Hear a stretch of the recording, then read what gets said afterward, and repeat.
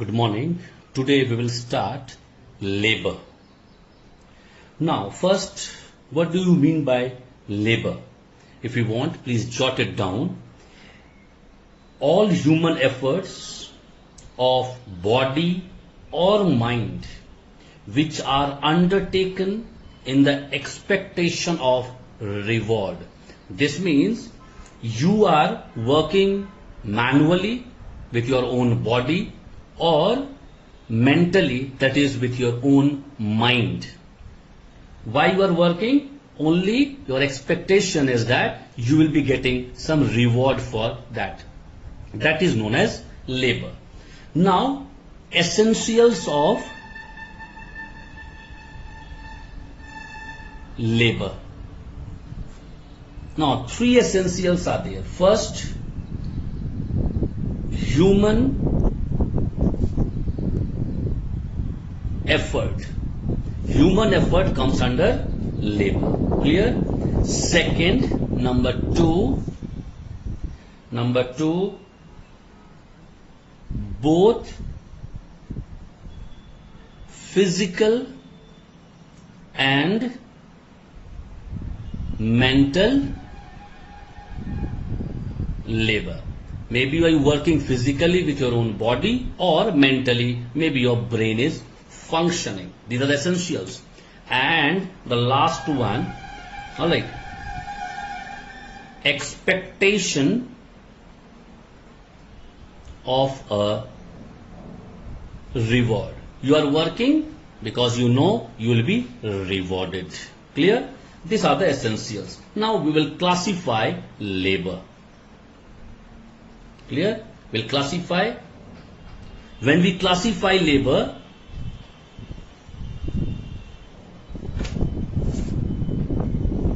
the first one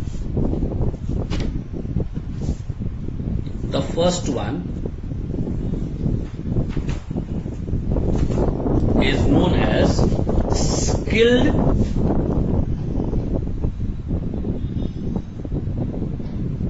semi-skilled and unskilled. Clear? The first one. Second one is manual or mental. Not or, you can say and mental. Third one, it is professional and administrative.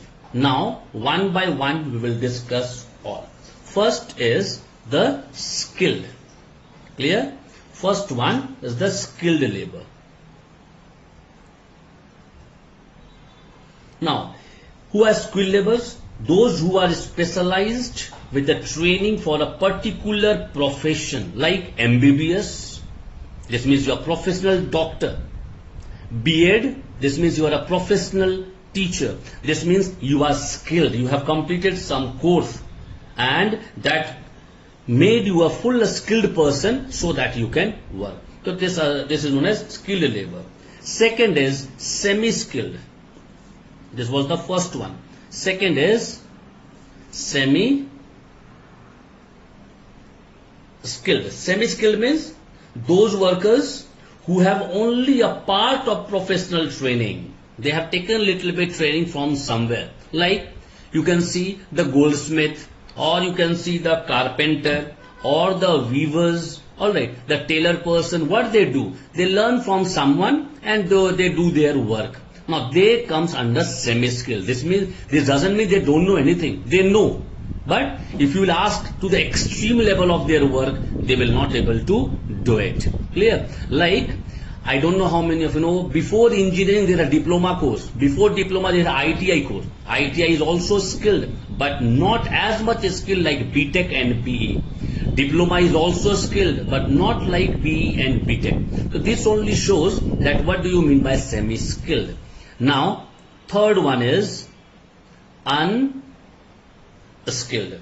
Now, what you are unskilled? Unskilled workers are those who are employed for carrying out such jobs which do not require any specialized professional skill. When you go to the railway station, many coolies are there to carry your loads in their own head. Alright, that doesn't require any qualification. Alright, that doesn't require any professional degree. Anyone can do. If you are strong enough, you can pick up the bag in your own head and you can charge them whatever charges you will have you want to take. Now you can understand they are known as unskilled. Clear? Now come the manual. Second one, manual. Now who are manual labor? Who are manual labor? The work which involve the physical work is regarded as a manual, or you can say this manual labor as a physical labor also. Physical labor also. You can say it is a manual labor or physical labor because they are doing work with their own effort, like the physical work, alright, like a coolie work, alright, or in a construction work you have seen the people are picking up the bricks and taking high up in the 4th floor, 3rd floor. So they are working, but you don't require any professional degree for this one. So you are working manually, you are physically fit, you can work, and that comes under manual labor. Now next one is second one is a mental labor. Clear? Now mental labor means the work which is based on the mental strength of the human being. Alright, like a teacher, a doctor, because see, one very good example I can quote for this one. Teacher, when they are teaching in the class, 60 students are there, 50 students are there in that class. You know, one teacher teaching, 60 brains are working together. 60 questions you can raise at a time. So because of that, they are known as mental labor. Alright, doctors, they don't know what type of patient will come, but they are ready to treat each and every patient. Alright, now departments are there, specializations are there. Few doctors are they are good in orthopedics, few are good for pediatrician, alright, few are good for medicine department. So it depends from doctors to doctor, but actually they are doing some mental work. Clear? Now the third one, the professional and the administrative. Professional. Now who are professional laborers? They are the labor who are doing work with a mental force, alright, and they have undergone advanced study and training. This means they have rigorous studies they have taken and they have studied so nicely in their own field and they have achieved something. So they are known as professionals, like chartered accountants, CA, or you can say the professors, the doctors, all they belongs to the professional category. Alright, and even one thing I don't know how many of you know, they are every year paying professional tax also. Every year you will have to pay professional tax because you are professional degree holder. Clear? Now the second one is administrative. Clear? Now administrative. Now administrative labor, who are administrative labor? Now it implies those mental workers who have a special capability to supervise and direct. Alright, means the person who can direct you some work. They can assign you some work. Alright, go for this work, go do this one, do that one. Now who all are they? Like principal of the school, principal of the college, after the general manager in a bank. After that you can say IAS, IPS. What they do? IAS, whole district they are covering. Whole district. They can ask anyone to do any sort of work which is legal.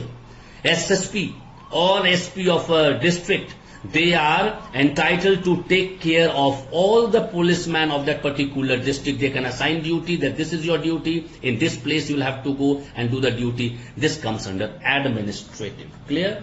Now we'll study the characteristics of a labor. Characteristics of labor. Now you know the characters of labor, many characteristics you know, but one by one we will deal. First one, labor is perishable. Now, what do you mean labor? Labor is perishable because you cannot store labor. Today, if the labor is absent in your home to work, you will be not getting his work done today. It is clear. Yes or no? Because of that, they are known as perishable. Clear? Because today, if I am not there, who will teach in my place? I am also labor. I am also labor in the Nobly school because I am teaching there. So all comes under, even the Prime Minister also says that I am a sevak. Sevak means labor only. So you can understand all are working. If the particular person is only not present, you will be not getting his or her work done. This is known as labor is perishable. Second one, labor is an active factor of production. Now, this is very important. I told you land is a passive factor, but labor is a active factor. You know why? Because without labor, whichever factor you have, maybe you have land, you have capital, but you cannot produce anything. Because of that, it is known as labor is an active factor of production. Now come to the third point. Labor can't be separated from laborer. You cannot segregate labor and the laborer because they are inseparable.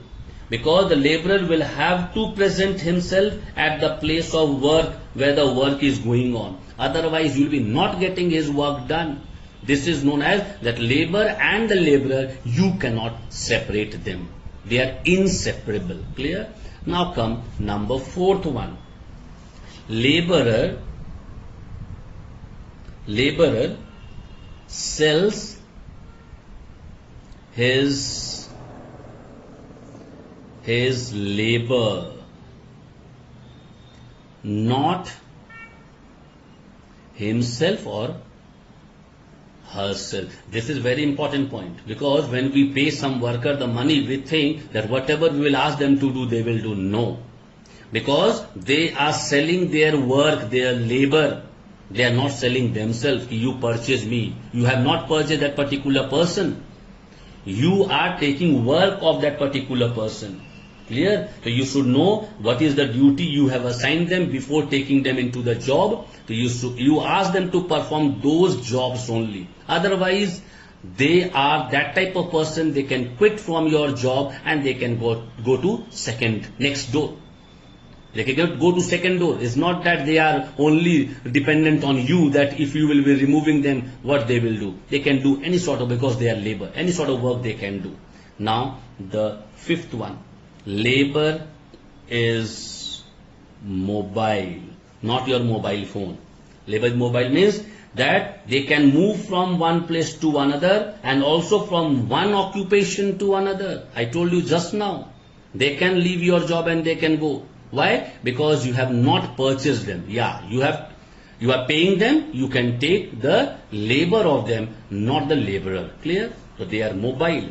After that, sixth point. Labor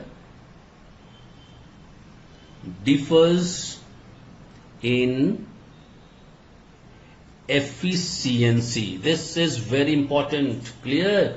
Now, we all know that some laborers are more efficient because their ability, because they have taken the training, maybe they are skilled. Alright, but other, maybe they are not so much skilled, they are not literate, maybe they are illiterate. Obviously, it differs from people to people or labor to labor, it differs. So, labor differs in efficiency also. Now, the seventh point. Labor can improve its efficiency. Labor easily can improve their efficiency. Now you will say, sir, how it is possible? Why not? You invest money for them and ask them to take training. Obviously, the productivity of labor will increase. Alright, in many schools, I am telling you the example of many government school, even in the private school, nowadays what is happening, government asks that we want all the teachers at least D.Ed or B.Ed, Diploma in Education or Bachelor of Education. Now, see the question, if I am not a B.Ed and I am working somewhere in the government school or I am a para teacher or in a denomination school, I will have to pursue that particular course. Now, when I'll pursue that course, obviously after completion, I will be more efficient what I was. This is known as labor can improve its efficiency. Now, number 8 point, clear? Inelastic supply of labor. Inelastic supply of labor. Now, what do you mean by inelastic supply of labor? The supply of labor is inelastic. Why? It means that supply can neither be increased or nor be decreased. Now, I'll say, so why? We can increase the labor. We can decrease the labor. Yes, we can do. But suppose, example, you see, if in a country, there is a scarcity of typical type of labor, like electrician, you don't have. So from where you will bring? From where you will increase? Or you cannot decrease also. So that is the thing, that particular type of workers are there, whose supply you cannot increase in a day or in a month or in a year. It takes time. You'll have to make him fully equipped or professional. Then only you can say he or she is an electrician. Likewise, you cannot say. Clear? So inelastic supply of labor. Now come the 9th point. Labor is both a means and an end. Now, what do you mean by means and an end? This means he produces goods himself and he consumes also. This means a means and an end, because he is only manufacturing, he is only producing, and that particular person is only eating also, consuming also. This is known as labor is both means and an end also. Now come to the 10th point. Demand for labor is derived. This is very important.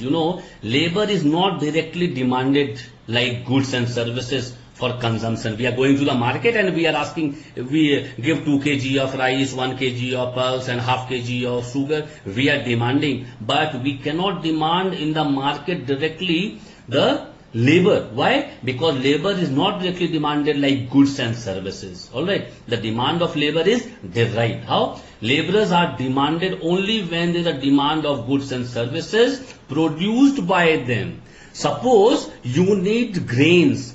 You will have to ask the labor to work for grain first in the field. Then only you can ask grains. You cannot ask labor the grain only. He give me the grain. From where the labor will give you the grain? Yes, you will have to ask them to work in the field. This is how it is known as demand for labor is derived. You will have to, you want rice or the grain, you will have to derive it from the labor. Clear? Now, 11th point. Labor has less bargaining power. Now, this is very sad for the labor. Why? Because their bargaining power is very less. Many reasons are there. The first reason is labor is perishable. Labor is perishable because labor cannot stay at one place. They perish very fast. They perish from one area to other, because just now I told you, you cannot store them.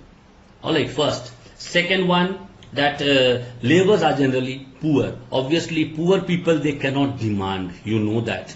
Rich people can demand. Poor people cannot demand. You take example of your own. If you are rich enough, you can demand in the market anything, whatever you wish. But labor, they cannot demand. They cannot demand. So this is the problem with them. And the third one, there is a lack of organization among the workers due to illiteracy and other reasons. Now, you can see everywhere the strike takes place, everywhere the bandi takes place. Now, it is all because of their organization. But the poor people, what organization they will make? They are illiterate. They don't know. They don't know how to form the organization. They are not aware of all these things. And because of that, their bargaining power is very less, very less. Even you will not believe, they don't bargain also when, take one example, when maid comes to your home and your mother asks, you want to work in my home? So she says yes. How much you will take? Maybe they are telling you 2,000. You'll say 2,000, take something less. At that time what happens? You are giving even 1,200, 1,300, 1,500. They are ready to work. Why? They think if I'll bargain more, maybe the owner or the people who are keeping them, they will say, all right, you leave, I will find out or I will search some other maid. And they are afraid of all these things. Because of that, their bargaining power is very less. All right. Next topic is difference between land and labor. Now I taught land also, I taught labor also. You can easily distinguish or you can easily differentiate. But let me tell you, first land, and this is labor. First point, land, it is immobile, but this is mobile. You know that, just now I told you. Second one, they are passive factor, they are active factor. Third one, it is fixed, it varies. This means variable. It is fixed. Land you cannot increase, you cannot decrease, but this labor you can increase, you can decrease. Now, maybe question will be in your mind, sir, just now you said inelastic supply of labor. Alright, you cannot increase, you can. What I said, a particular labor. Particular labor means you require 100 electrician, maybe in bank mode. So you will be not getting at a time 100 electrician in bank mode available. You cannot increase. Neither you can increase, neither you can decrease. You will have to wait for that one. You will have to search in the outside market or beyond Dhanbad. You will have to search. Then only you can ask them and work. That I said. But here it varies. Labor varies. Clear? This is about land and labor. Next day we will start importance of labor.